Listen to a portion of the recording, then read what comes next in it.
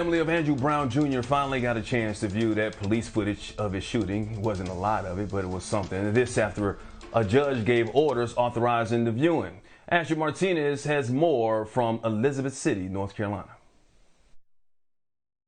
Andrew Brown Jr.'s family and their attorneys spent nearly 2 hours looking at footage of the day that Brown was shot and killed by sheriff deputies in Elizabeth City, North Carolina. Now, they were allowed to see 6 videos in total, 5 body cam and 1 dash cam. And they say that the 20 seconds worth of video they saw 2 weeks ago is no different than the 20 minutes they saw today, proving to them that Andrew Brown Jr. was unjustifiably killed. Now, 2 weeks ago, the district attorney, Andy Womble, said Brown's car made contact with deputies twice, and that's when shots were fired. But today, attorneys for the Brown family strongly dispute those claims and say Brown only reversed his car after shots were fired first, and there were no deputies behind him. They also say at no time did Brown's car hit any deputies. Attorneys describe the day that Brown was killed as an ambush in a massacre, and they're asking for the DA to be removed from this case because of his close relationship with the officers. They don't believe that they'll be able to get a fair set of eyes here with Womble at the helm. Take a listen to the attorneys describe what they saw in that video today. There were so many shots that we found difficulty in counting the number of shots that his vehicle received. At some point, there was a final shot where it appeared that at that final shot, Mr. Brown lost control. There was a curve in the yard. At that point, as you may know, his car went down the ditch across the street and collided with a tree.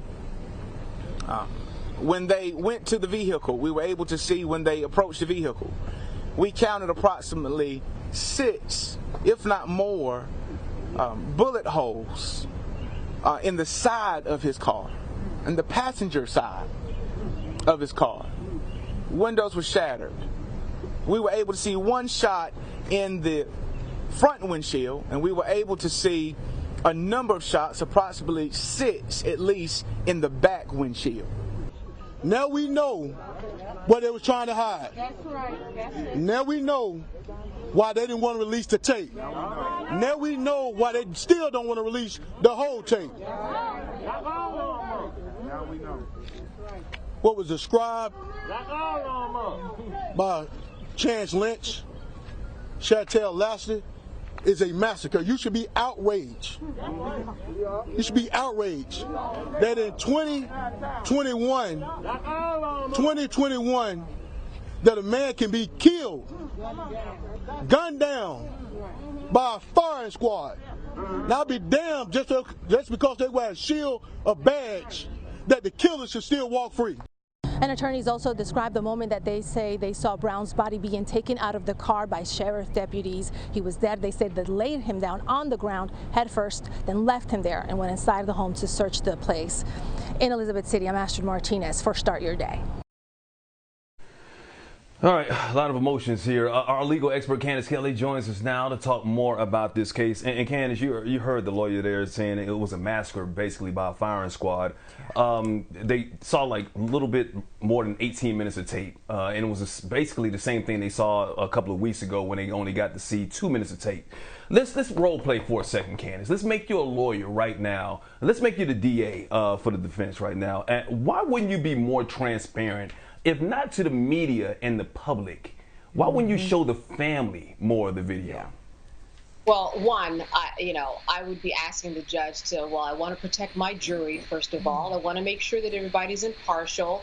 And 2, I'm trying to figure out what I need to explain to make this video make sense. If something does not add up, which it does seem not to add up, I'm going to need time if I'm the DA in order to figure this out. But Candace, I'm sorry, I don't mean to cut you off, but it's been 3 weeks, right? All right, and the impartial jury, forget the media, forget the public, the family, the lawyers, the district attorney has seen the video. How come the family can't see the video? That's all I'm saying for those 20 minutes. I mean, for 2 hours.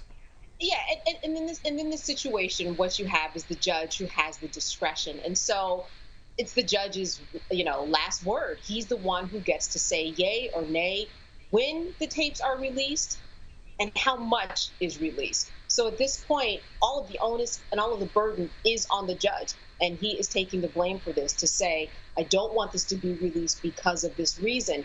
It's one of these situations that happens different state by state, and that's the problem. When it comes to transparency, at this point, all of the onus, all of the power is in the judge, and that's why everybody is in a wait and see, piecemealing pieces of information and tape in order to figure out what's going on. Candace, why don't you stay in the hot seat as the district attorney, and we'll continue that role. Would part of the time you need be used to explain if you perhaps have a close relationship with some of the officers who are part of this thing, and maybe you know the judge? I mean, I don't know who's going to Sunday supper with each other, but there appears to be a problem no matter what jurisdiction we're in, where everybody's so close, they tend not to make rational decisions. You know what I mean? Yeah, and let's make this clear to those who are viewing. When it comes to the DA, when it comes to defendants, when it comes to the judge, these are people who work together every day, right? They see each other on a day-to-day basis. They know them. They could potentially be friends with them. I mean, there are people on the United States Supreme Court who are friends outside of the court, so that's not unusual. What's unusual is the outcome of this case, as you said, Sharon, and the outcome of the consistency of these cases that seem to bear the same resemblance, and that there's no way that they can, make a decision as to whether or not to charge someone with murder or some type of assault directly.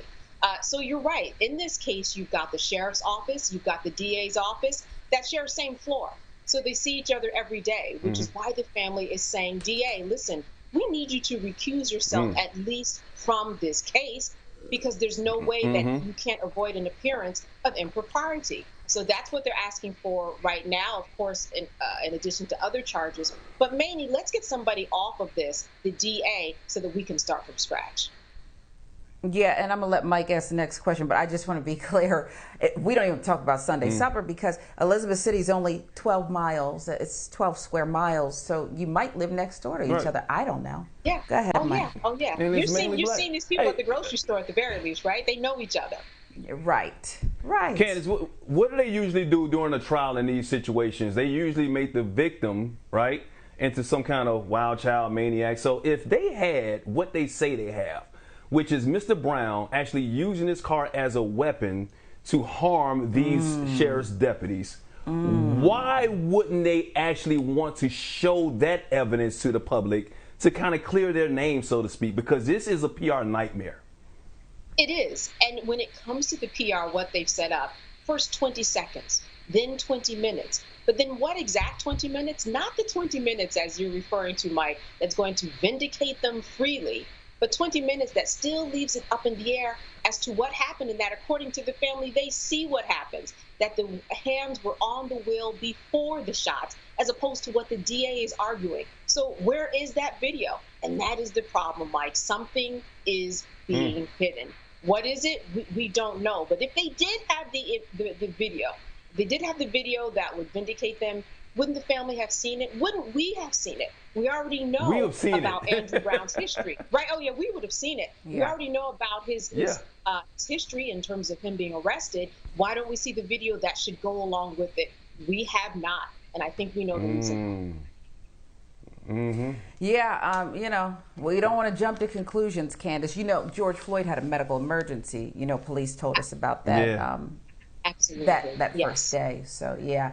Well, Candace, Kelley, we're going to check back in with you later this morning. Lot to unpack. Lot of people heated. I'd love to hear what you have to say about Wayne Kendall, who is an incredible attorney now attached to the Brown family, and the way he's handling this, because they definitely need a lawyer to advocate for them. Much more to come, Candace. We appreciate you